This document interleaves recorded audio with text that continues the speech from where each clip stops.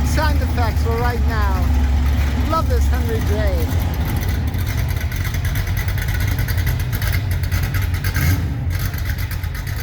It's 2003, restored the car back to what the original one looked like back in the day. It's got a small block 350, a 4-speed. It's got a 513 gear in it.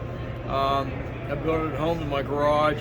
I ran it some, but it needs freshened up. I put a used motor that I had laying around for 15 years that was ran on my brother's stock car for 3 seasons before that. Oh, so it was a seasoned engine. That's okay. Yeah, it just, I think it needs valve springs. It's just a little tired, so I'm hoping that I can put it back together here, get it freshened up this winter. Oh, that'd be great. A million things going on. It's life in general just always gets you.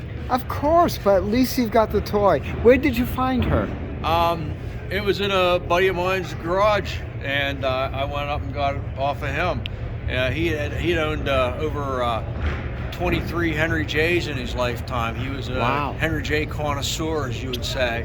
And him and I always traded parts and stuff. I always liked these. Matter of fact, I saw his Henry J when I was his first Henry J when I was probably about 12 years old, maybe 10 years old. We used to swim in my neighbor's pool, and there was a fence, and he lived on the other side of the fence, and the car sat in the backyard. He raced it at a local drag strip we had.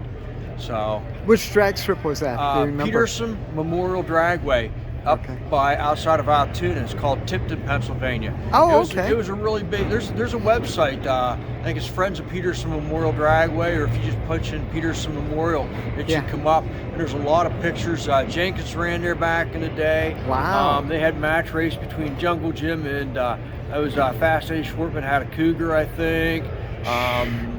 There was tons of people. Bud Fauble raced up there. Can't think of the guy's name. The big Hemi guy from York area. He had a Duster, and he had a Bill Stiles. Oh, okay. Yeah, yes, he raced yes, up there. Yeah, Stiles raced up there. There were a lot of people that raced up there back in the day. Matter of fact, we had a local dealership, Valley Chrysler Motors. They had a Plymouth, they had Dodge Plymouth Chrysler. They always had like a year or two old Sox and Martin car. They had the Sox and Martin 340 car, and their daughter, little Debbie Ferretta, ran that. And Al and Mike, they had the 446 pack GTX. They had the 426 Hemi car. They had a 68 Hemi Dart, or a Barracuda. I'm sorry. So there's a lot of history up there going on. So that's amazing. I know. I've been trying to get more of the racetracks to post on Northeast Wheels events so we can save them. Publicity is what's going to save them. Yeah. Because everyone wants to race, but we've got to get tushies through the turnstiles. Yeah, it's hard. It's an expensive sport, and people don't realize the time and the hours that go into to do a car. You know, and the money it's phenomenal these days. Yeah, everything's phenomenally expensive these days. And cars are just, you know, the car's not like food or roof over your head. It's extra, you know. So you got to save up for that or do what you can do.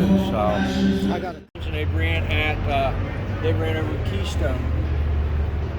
Oh, that is great. And that was taken in 1967. And we took this picture 4 years later at the same place. And that's cool. Rick and Bill Shaw.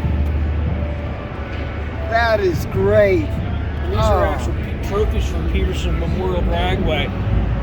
Nice. Nice. That is sweet.